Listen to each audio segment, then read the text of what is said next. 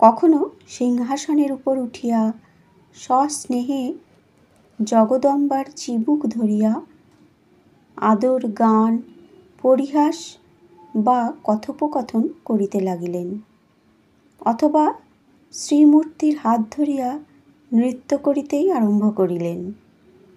একদিন দেখি ভোগ নিবেদন করিবার সময় একটা বিড়ালকে কালীঘরে ঢুকিয়া ম্যাও ম্যাও করিয়া ডাকিতে দেখিয়া মামা খাবি মা বলিয়া ভোগের অন্ন তাহাকেই খাওয়াইতে লাগিলেন।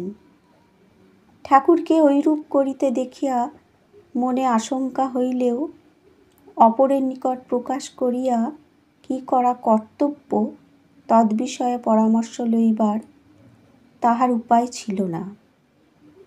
কিন্তু প্রতিদিন যখন ঐরূপ হইতে লাগিল, তখন ওই কথা আর কেমনে চাপা যাইবে?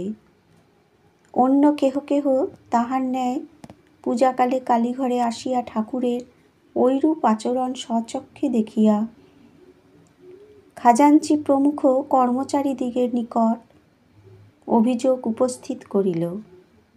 তাহারাও স্বচক্ষে উহা প্রত্যক্ষ করিয়া স্থির করিল, হয় ভট্টাচার্য পাগল হইয়াছেন, না হয়তো তাহাতে উপদেবতার আবেশ হইয়াছে। বাবুদের এ বিষয়ে সংবাদ প্রেরণ কর্তব্য। যথাসময়ে মথুরবাবুর নিকট সংবাদ প্রেরিত হইল। মথুরবাবু কাহাকেও কিছু না জানাইয়া একদিন পূজাকালে সহসা আসিয়া কালীঘরে প্রবিষ্ট হইলেন এবং অনেকক্ষণ ধরিয়া ঠাকুরের কার্যকলাপ দেখিতে লাগিলেন। পূজা করিতে করিতে ভট্টাচার্যের কখনো গলদশ্রুধারা, কখনো অকপট উদ্দাম উল্লাস এবং কখনো বা জ্বরের ন্যায় সংজ্ঞাশূন্যতা, অবিচলতা ও বাহ্য বিষয়ে সম্পূর্ণ লক্ষ্যরাহিত্য দেখিয়া তাঁহার চিত্ত একটা অপূর্ব আনন্দে পূর্ণ হইল।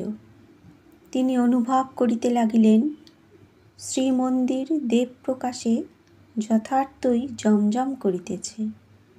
তাহার স্থির বিশ্বাস হইল, ভট্টাচার্য জগন্মাতার কৃপালাভে ধন্য হইয়াছেন।